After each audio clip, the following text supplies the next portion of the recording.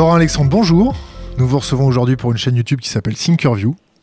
Vous n'êtes pas un connard, un but de votre personne qui prend 5 000 € par conférence.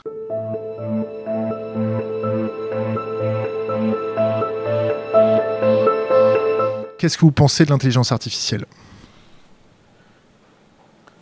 On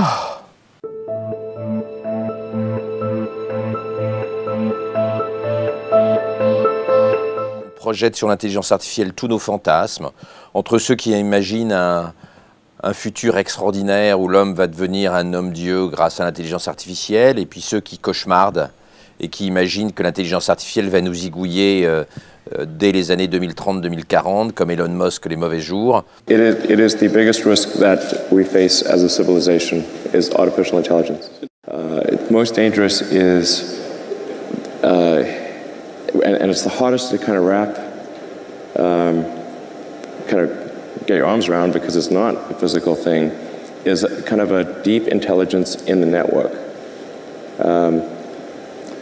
He said, well, what harm could a deep intelligence in the network do? So, well, it could start a war by doing fake news and spoofing email accounts and fake press releases and just by, manipulating information. On va avoir tout l'éventail. Donc, on va être dans un bordel économique, social, politique, intellectuel. On va avoir beaucoup de mal à savoir où on va. On est dans un grand brouillard. Plein de gens auront des certitudes qui se révéleront toutes fausses. Ça va être difficile de trouver un chemin, notamment pour des raisons éducatives. Et c'est ma grande angoisse, c'est que je crains que Harari, dans Homo Deus, ait raison, c'est-à-dire qu'on aille vers des dieux et des inutiles, c'est-à-dire une aristocratie de l'intelligence, et puis de l'autre côté, des gens pour lesquels le monde va devenir trop compliqué. C'est pour moi une grande crainte politique.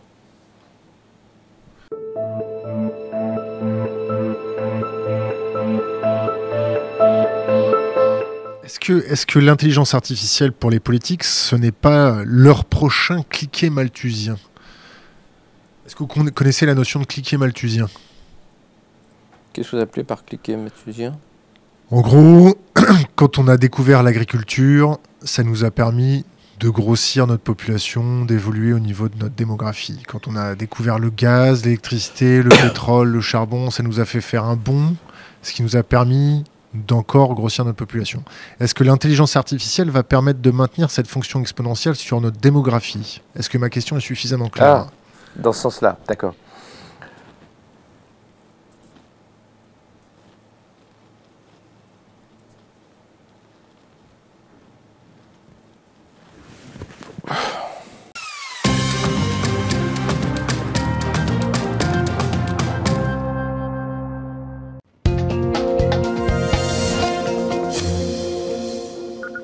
Bonjour Ada Ackerman. Bonjour. Et bonjour Jean-Gabriel Ganassia. Bonjour. Alors d'abord Ada Ackerman, vous êtes historienne de l'art et commissaire de l'exposition Golem Avatar d'une légende d'argile. C'est au musée d'art et d'histoire du judaïsme à Paris, c'est jusqu'au 16 juillet je pense. Exactement. Et en face de vous donc Jean-Gabriel Ganassia, bonsoir. Donc vous êtes professeur à l'université Paris 6, Pierre et Marie Curie, chercheur en intelligence artificielle, président du comité d'éthique du CNRS, c'est le Centre national de la recherche scientifique, un passionné de cette intelligence artificielle depuis 30 ans au moins, à laquelle vous avez consacré de nombreux livres, et notamment donc ce dernier livre, Le mythe de la singularité.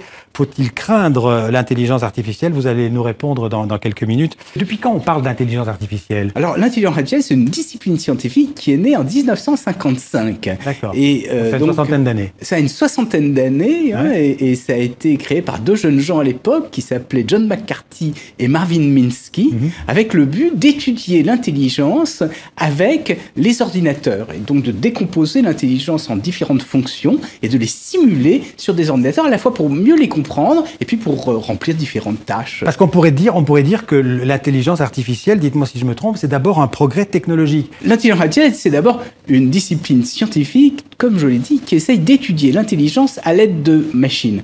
Les progrès technologiques de ces ordinateurs ont permis de réaliser des machines d'autant plus puissantes et qui permettent de simuler des choses que l'on n'arrivait pas à simuler auparavant. En particulier, on a des machines qui sont capables de l'emporter sur les meilleurs joueurs au monde, aux jeux d'échecs, aux jeux de Go, maintenant au poker. On a des machines qui font de la reconnaissance faciale. Tout ça grâce à la puissance des ordinateurs. Mais ça ne se réduit pas à la puissance des ordinateurs. Mais dans votre livre, ça va beaucoup plus loin, parce que je vais citer Kurzweil. Nous téléchargerons très bientôt, je cite, notre conscience sur des machines, ce qui nous procurera une forme d'immortalité.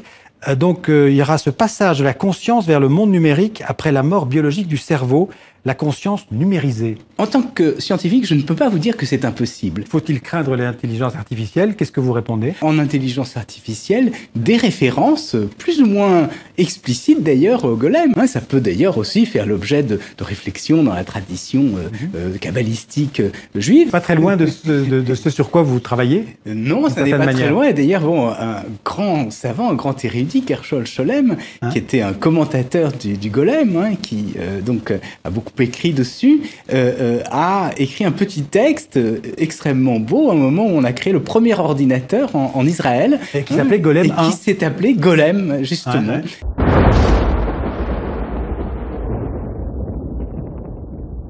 Dans les textes mystiques, le golem, c'est une expérience uniquement divine où on cherche à se rapprocher de Dieu et il n'a aucun aspect ni positif ni négatif. Avec la légende, en effet, à un moment, notamment dans la légende de Prague, le golem se dérègle parce qu'on a oublié de le désactiver pour Shabbat. Et normalement, à Shabbat, on se repose. Et donc, il devient une force de destruction incontrôlable que les artistes, les écrivains ont pu faire incarner différentes significations. Ça peut être aussi bien, justement, à un moment... la créature qui prend son envol, que la démesure de l'homme qui cherche peut-être à égaler Dieu, ou au contraire, un double obscur de nous-mêmes qui incarnerait des forces psychiques, inconscientes, pulsionnelles. Alors, on a vu l'image à l'instant de ce robot Maria dans Metropolis de Fritz Lang. Évidemment, c'est une sorte d'avatar aussi du golem. Tout à fait. Comme Frankenstein d'ailleurs. Oui, en tout cas, ce sont des mythes que l'on peut rapprocher du mythe du golem, puisque vous avez énormément de récits qui lui ressemblent. On pourrait citer aussi celui de Prométhée. Et effectivement, Maria, c'est un descendant du golem, déjà parce que le film le plus célèbre sur le golem, qui est celui de Paul Wegener, 1920, a beaucoup marqué Fritz Lang, qui y fait référence dans son célèbre Métropolis. Et par ailleurs, je vous le disais, le golem peut se décliner au féminin, et il me semblait que Maria, étant peut-être le plus beau et le premier robot féminin au cinéma... Oui, c'est ce personnage emblématique de Métropolis. Exactement.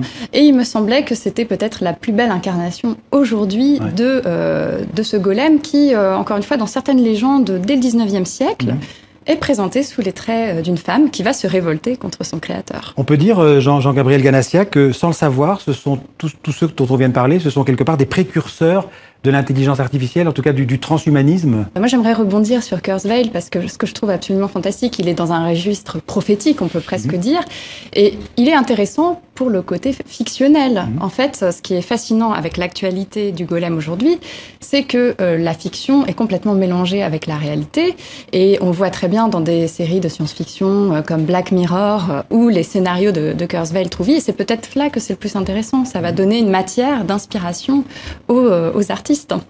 Alors, il y a un chapitre dans votre livre qui est absolument effrayant, on a déjà plus ou moins fait allusion, mais vous dites quelque part, enfin, vous faites dire quelque part cette phrase, vous citez cette phrase, le futur n'aura plus besoin de nous. Alors, ce n'est pas de moi. Non, je dis, vous citez cette phrase. C'est de Bill Joy, qui est le cofondateur de la société Intel, qui fabrique la plupart des microprocesseurs qui sont sur vos ordinateurs. En 2000, il a écrit un article qui a fait extrêmement peur aux États-Unis, où il expliquait que la technologie allait se déployer sans nous de façon autonome. Et c'est la même thématique qui aujourd'hui est reprise par Stephen Hawking, par Bill Gates, par Elon Musk. Et justement, je crois qu'il faut essayer d'analyser les arguments qui sont ceux-là, c'est ce que j'ai essayé de faire de façon la plus sérieuse possible pour montrer l'avenir de nos sociétés, il est lié au développement de la technologie, à la fois parce que la prospérité économique, à mon sens, dépend de ces développements, et donc faire payer une taxe aux propriétaires de robots ne résoudra aucun des problèmes sur l'emploi, bien au contraire, parce que les robots, ça rend les industries compétitives, et puis parce que en même temps, il y a des vrais dangers, et je crois que c'est cela qui devrait faire l'objet sujet de débat politique. En particulier, je crois que ces grandes sociétés posent des problèmes parce qu'elles mettent en cause la souveraineté des États, question éminemment politique et qui malheureusement n'est pas encore posée.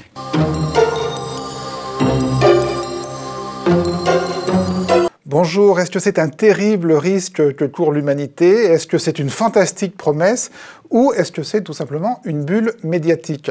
Le discours médiatique sur l'intelligence artificielle, cette intelligence numérique potentiellement capable de dépasser celle de l'homme, oscille depuis toujours entre l'effroi et le rêve. Quelle est la part du mythe et quelle est la part de réalité? Il était temps que nous nous arrêtions ici sur ces terrifiantes et mirifiques images, Capucine, avec nos 4 invités qui se trouvent être 4 humains, encore pour l'instant. Laurent Alexandre, vous êtes chirurgien urologue, mais vous avez aussi cofondé Doctissimo avant d'investir dans une entreprise de séquençage ADN, DNA Vision, et vous prenez régulièrement la parole dans les médias pour prévenir des transformations profondes que les nouvelles technologies vont provoquer, selon vous, dans le monde, notamment dans votre dernier livre, La guerre des intelligences. Jean-Gabriel Ganassia, vous êtes professeur à l'université Pierre et Marie Curie, vous êtes chercheur en intelligence artificielle et vous avez publié un livre en février 2017, Le mythe de la singularité, dans lequel vous réfutez donc ce mythe soutenu par certaines personnalités de la Silicon Valley, c'est-à-dire l'idée que l'intelligence artificielle puisse dans un avenir proche dépasser celle des humains.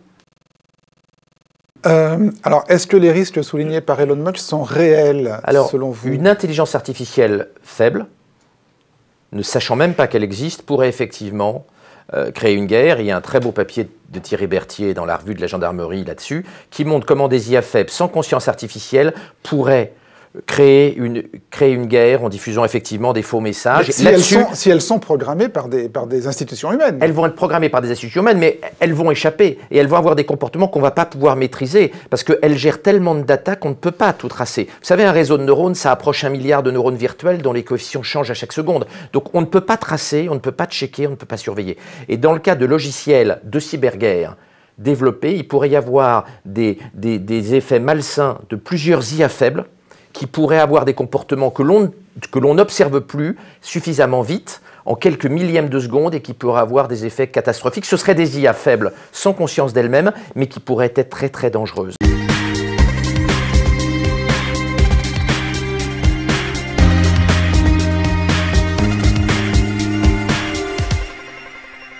La neurorévolution, elle débute maintenant.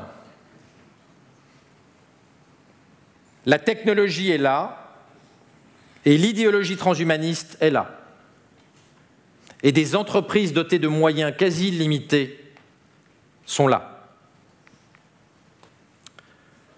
Le projet de Google, finalement, c'est de s'appuyer sur les NBIC pour développer une vision transhumaniste de l'humanité, neurotechnologique, avec un vrai messianisme politique.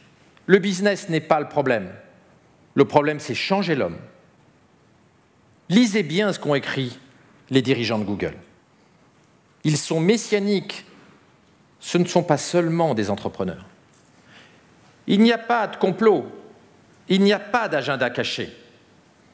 Le Googlestan, ce n'est pas un pays. Ce n'est pas une contrée. Le Googlestan, c'est notre cerveau.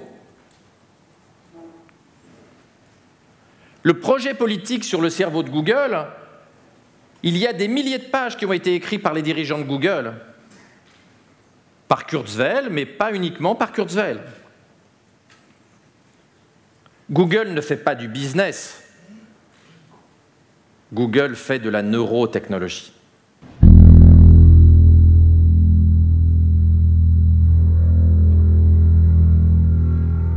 Le décryptage du cerveau avance à une vitesse phénoménale. Neurone après neurone, les zones du cerveau délivrent leur mystère. Ces images inédites, ultra confidentielles, montrent une expérience menée sur un singe avec toutes les précautions d'usage.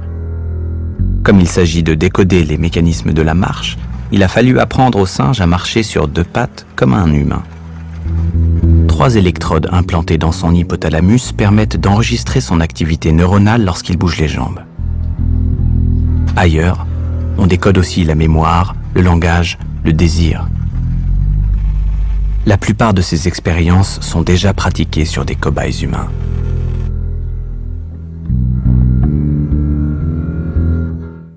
Kurzweil, encore toujours lui, comme les dirigeants de Google sont arrivés à la conclusion que je disais tout à l'heure. À quoi bon avoir un cerveau renforcé si on doit mourir à 90 ou 95 ans. D'où leur combat pour lutter contre la mort. Il faut assurer un véhicule qui permette la survie du cerveau. Puisque le seul problème, c'est d'assurer la survie de son cerveau. Google a créé donc Calico, débauché les meilleurs spécialistes mondiaux du vieillissement, débauché le patron de Genentech, qui est un grand patron de la pharma, et a des objectifs très ambitieux. La question n'est pas de savoir si on peut augmenter l'espérance de vie, c'est quel va être le prix du pari faustien avec les transhumanistes. Que va-t-il falloir accepter comme modification à notre humanité biologique, à notre humanité génétique pour vivre plus longtemps? Et la question sera bien, préférons-nous vivre 85 ans en restant des humains 1.0 ou voulons-nous vivre 200, 300, 500 ans en étant biologiquement modifiés, c'est-à-dire transhumains? La réponse des dirigeants de Google est claire. C'est la deuxième possibilité. Mais l'ensemble de l'humanité n'est pas forcé de choisir cette solution technologique, notamment les croyants, qui pensent qu'il n'est pas raisonnable de s'opposer au dessein de la transcendance.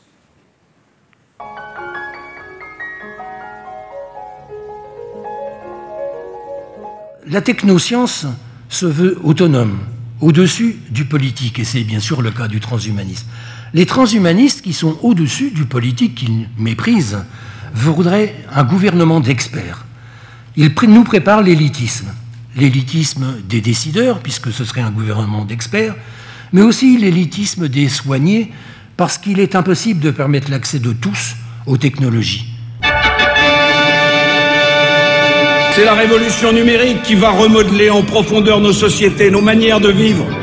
Plutôt que de trembler devant cette révolution, il faut la maîtriser au profit de tous. Vous avez évidemment reconnu François Fillon en meeting. Une transformation du monde du travail sur fond de révolution numérique.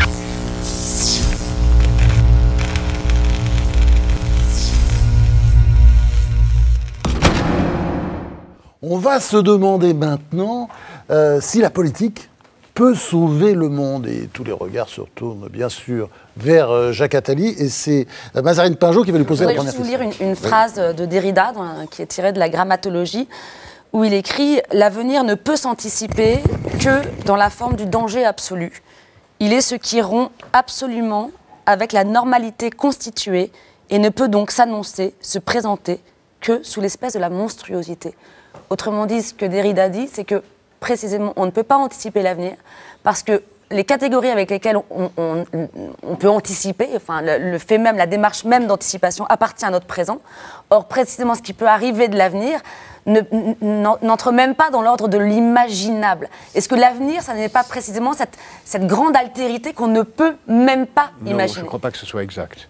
Et si je me retourne sans auto-flagornerie particulière sur mon propre travail, j'ai prévu beaucoup de choses qui ont eu lieu, et je ne suis pas le seul. Beaucoup de gens prévoient les choses qui ont lieu, parfois sans réussir à les empêcher, ou en ayant anticipé des choses qui devaient avoir lieu et qui ont lieu. Donc on peut prévoir. Vous, là, Laurent Alexandre, qui est un personnage incroyable, parce que vous êtes médecin, vous êtes énarque, vous êtes expert, enfin bon, vous êtes absolument tout terrain. Vous croyez encore à la politique ? Bah, vous auriez pu en faire. J'ai un peu honte de l'avouer. Je croyais beaucoup à la politique quand j'étais jeune. Aujourd'hui, je suis un peu écœuré des politiques. Et ce que pensent les Français poujadistes est un peu vrai. Les politiques n'assument pas leurs responsabilités sur le long terme aujourd'hui. Aucun des grands enjeux n'est adressé. Les rapports extraordinaires que Jacques fait sont appliqués à 3 ou 5 ou 10%, malheureusement. Je suis aujourd'hui devenu très poujadiste. Technologie. Alors, absolument, mais donc, bon, vous avez dit de manière très pessimiste que vous ne croyez plus aux politiques au pluriel, hein, c'est-à-dire aux hommes. Mais le politique, là-dedans, le politique, il aura bien un rôle absolument considérable. On parle, je prends ce dont parle Lyotard, les petits récits qui auraient aujourd'hui remplacé les grands récits. On avait le grand récit des mythes, on avait le grand récit de la religion, on avait le grand récit de l'idéologie. Aujourd'hui, on nous dit, bon, il n'y a plus que des petits récits. Enfin, Lyotard dit qu'il n'y a plus que des petits récits. On pourrait dire, non, il reste un grand récit, c'est celui de la science. Sauf que qui écrit ce récit? Qui écrit le récit de la science? Et si quelqu'un écrit le récit de la science, il n'y a pas de récit sans axiologie, il n'y a pas de récit sans orientation, il n'y a pas de récit sans éthique, il n'y a pas de récit sans sens. Quel est le sens de cette transformation scientifique?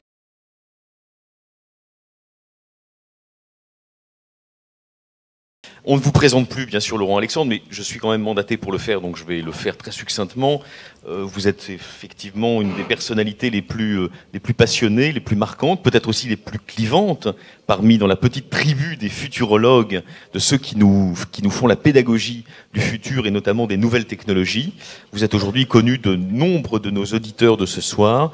Vous avez été l'un des premiers, d'ailleurs, à alerter sur la puissance des célèbres GAFA, et sur le danger qu'ils peuvent constituer le cas échéant.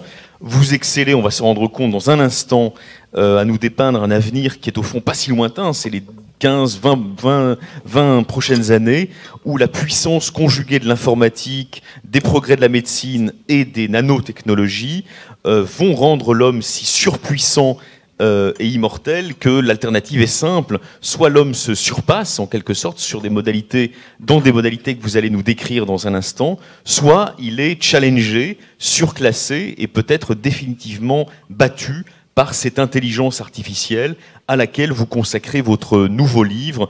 Je ne saurais trop d'ailleurs recommander à ceux qui ne l'auraient pas encore acheté de le faire, La guerre des intelligences, sous-titré Intelligence artificielle versus intelligence humaine. Il y a des pronostics qui sont très intéressants, d'autres peut-être qui sont plus inquiétants. On va y venir dans un instant, mais avant tout, je voudrais vous suggérer, docteur Alexandre, de nous porter un diagnostic un peu global. Qui est l'ennemi? Qui est l'adversaire aujourd'hui pour les intelligences humaines? Nous travaillons jour et nuit pour éduquer l'intelligence artificielle de Facebook. On fait la même chose avec Google. Et donc, effectivement, le téléphone est le vecteur par lequel nous donnons gratuitement aux géants du numérique des informations qui permettent, avec notre temps, d'éduquer les intelligences artificielles. Donc effectivement, la téléphonie est l'élément principal du combat technologique et nous l'avons complètement perdu. Et hélas, nous n'allons pas reconstruire une industrie de la téléphonie aujourd'hui, c'est trop difficile. Alors, entre nous, avec les amis du CRIF, on va quand même se dire toute la vérité concernant l'intelligence artificielle, évoquer aussi les sujets qui fâchent, vous les avez effleurés tout à l'heure. Il y en a un que j'aimerais soumettre à votre sagacité, dont on sait qu'elle est grande, c'est la thèse d'un autre futurologue que vous connaissez, qui est l'Israélien Yuval Harari. Dans ses deux derniers livres, notamment dans le dernier, Homo Deus, il évoque un scénario d'apocalypse, où cette guerre que vous décrivez avec force exemples entre l'intelligence artificielle et l'intelligence humaine aboutirait en quelque sorte à une cassure de l'humanité en deux, à une cassure du genre humain en deux. Il y aurait d'un côté la petite élite des personnes qui sont, on va dire, compatibles avec l'intelligence artificielle, qui en tout cas relèvent le défi de cette hausse de niveau global qu'elle nous promet, et il y aurait la masse des citoyens, des êtres humains, devenus subitement inutiles. La vision d'Harari est effectivement ce qui va se passer si on reste assis à ne rien foutre. On va effectivement avoir un apartheid intellectuel avec ce qu'appelle Harari dans Homo Deus, des dieux et des inutiles. Des pauvres types qu'on ne va pas former, qu'on va abandonner, qu'on va mettre au revenu universel, et puis une élite qui va tirer les ficelles. C'est ça qu'explique Harari. Alors, je vais jouer les complotistes une seconde. Qui vous dit qu'une partie des élites, justement, qui travaillent à ce basculement dans la guerre face à l'intelligence artificielle, n'est pas en train de prévoir ce scénario, au fond, avec une certaine sérénité? Non, c'est pas comme ça.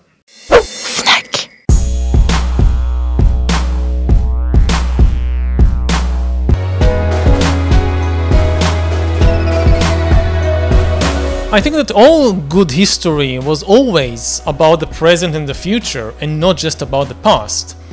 Now, I'm not suggesting that historians can predict the future. Nobody can. The aim is not to forecast. The aim is to expand our horizon of possibilities. By studying history, you actually realize, no, there are different possibilities. Like, I don't know, we live now, in the West at least, under a liberal democratic regime. And we tend to think that this is natural and inevitable, and that in the long run, all the world will become democratic and liberal and so forth. But the study of history can help us free our imagination from this limitation and realize that there is absolutely nothing certain about the future of liberal democracy, and that in 50 years liberal democracy may completely disappear and the world may be dominated by completely new kinds of regimes, such as digital dictatorships, which will not be a copy of, say, the Stalinist regime in the Soviet Union. They will be something completely different.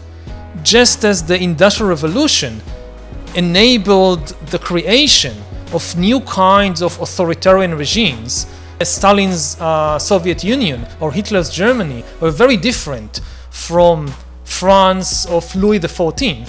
It's a different kind of an authoritarian regime. So also the current technological revolutions may result in a completely new kind of an authoritarian regime. This is the kind of insights that history enables us to have. It's not a prediction, it's just an expansion of our horizon of possibilities.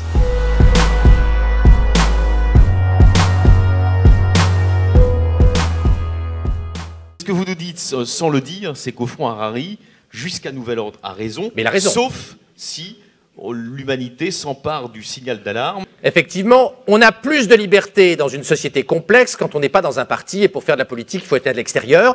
Et c'est pour ça que vous avez plus de poids politique que les hommes politiques, parce que vous êtes libre et parce que vous êtes une communauté organisée, soudée, et vous n'êtes pas dans la main des politiques. Joker, vous êtes en tout cas dans un lieu de liberté. Effectivement, vous saluez la liberté qui règne donc, ici. Non mais c'est important. On a aujourd'hui un rôle politique à jouer. Et je crois que c'est important de comprendre qu'il ne faut pas laisser l'intelligence artificielle aux techniciens de l'informatique et aux politiques. Nous devons nous en emparer pour construire un futur souhaitable. Oui, on doit se mobiliser. Et franchement, le 21e siècle est le siècle de la politique. Nous sommes dans un siècle hyper-technologique, mais l'enjeu, ce n'est pas la technologie. L'enjeu, c'est la politique. C'est la régulation. C'est la régulation de la technologie. Alors, je vais vous dire quelque chose. Les politiques ne comprennent que les rapports de force. Donc il faut être pas bienveillant, pas gentil, faut gueuler très fort, faut dire la vérité, faut pas accepter la finlandisation intellectuelle. Hein. C'est pas parce qu'il vous serre la main en vous disant mon cher Laurent, mon cher Francis, mon cher Alexis qu'il faut être fort, ferme. Et il faut agir sur le seul levier psychologique qui marche chez un politique, le rapport de force. Les politiques ne comprennent que le rapport de force. La politique, c'est la gestion des rapports de force. Eh bien, c'est un petit combat à mener. Il faut utiliser les outils qui marchent chez son adversaire. C'est toujours comme ça, pour gagner un combat, qu'il s'agisse d'un combat militaire ou d'un combat intellectuel. Il faut maintenant qu'on revienne à la vraie politique, à la politique d'idées. C'est pas toujours facile. Mais je crois que c'est un vrai beau combat pour l'avenir de nos enfants et de nos petits-enfants. On doit faire de la politique sans chercher à avoir des postes, sans chercher à avoir des récompenses, simplement par intérêt messianique pour l'avenir de notre communauté et de la communauté nationale. Intérêt messianique, vous dites intérêt messianique. Très bien, on a compris que vous parlez aussi comme intellectuel juif. Vous êtes engagé d'une certaine manière, votre parole est un peu engagée. Mais est-ce que vous avez le sentiment que quand on parle à partir d'une tradition religieuse, on ne peut pas être un petit peu gêné aux entournures? Vous parlez de moi? D'abord, je voudrais préciser, je ne crois pas que dans cette maison, je sois considéré comme intellectuel juif.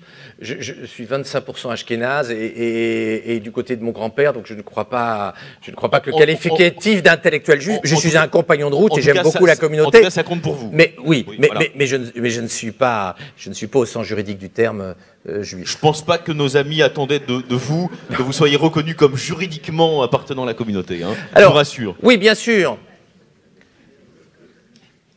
On est rentré dans une phase démiurgique. Kurzweil, chez Google, dit l'homme va être godlike. Ray Kurzweil, qui est un des grands penseurs du transhumanisme. Du transhumanisme, bien sûr. Ceux qui se réfèrent à une tradition religieuse, quelle qu'elle soit, qu'elles soient chrétiennes, qu'elles soient juives, ne peuvent-ils pas être un petit peu gênés par le fond de votre argumentaire, qui consiste au fond à suggérer que cette guerre que nous n'avons pas voulu, il va falloir la mener que nous le voulions ou pas. Autrement dit, nous sommes convoqués, que nous le voulions ou pas, à cet affrontement entre l'intelligence humaine et l'intelligence artificielle, mais est-ce que c'est si sûr que l'humain, que l'intelligence humaine ne perde pas des plumes, si vous voulez, dans ce jeu? Est-ce que nous ne sommes pas entraînés, pour le dire autrement, dans une forme de démurgie, de démultiplication de puissance, contre laquelle, normalement, le texte religieux, quel qu'il soit, mais là je pense évidemment au texte chrétien, mais aussi au texte juif, nous met toujours en garde. La démurgie, ce qu'on appelle l'hubris, c'est quelque chose contre lequel les traditions religieuses, quelles qu'elles soient, nous mettent toujours en garde.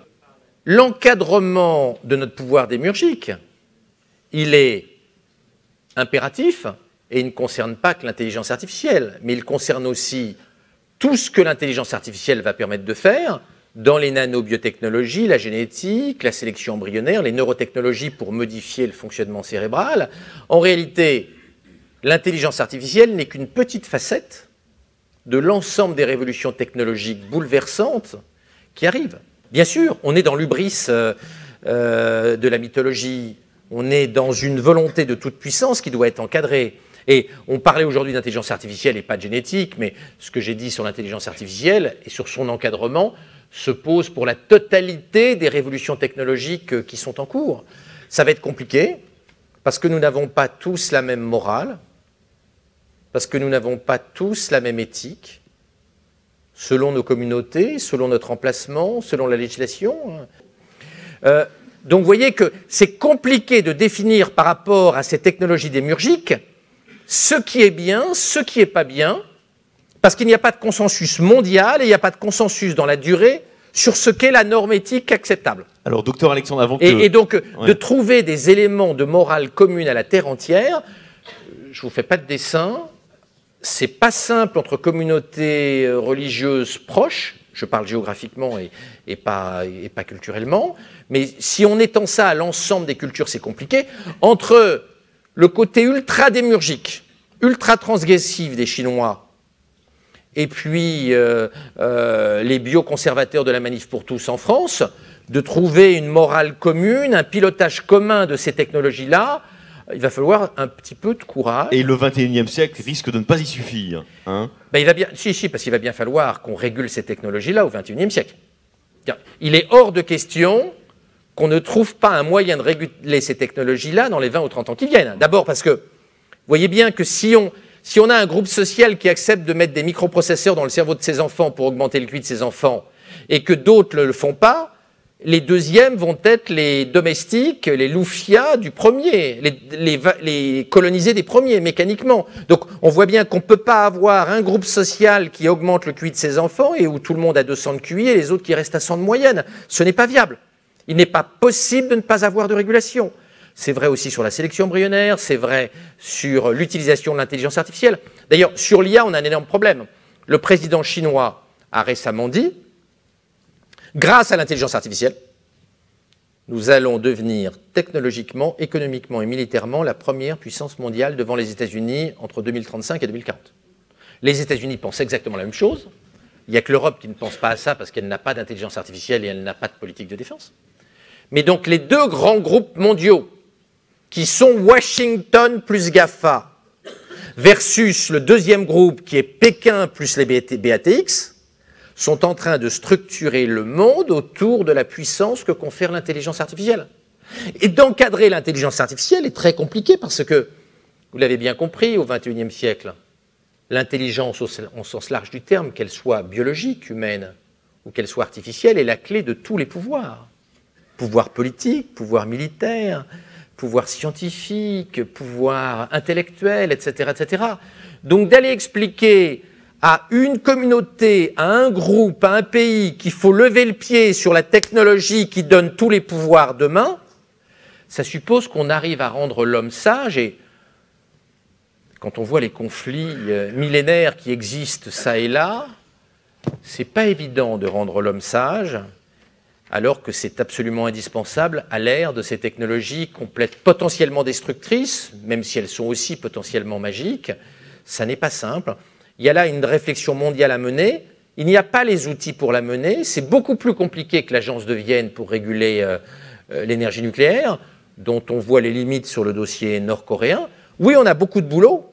Tout à l'heure, je disais, il va falloir qu'on agisse à notre niveau individuel familial, au niveau de notre communauté, de nos entreprises, au niveau de l'État français, au niveau de l'Europe, et puis au niveau international.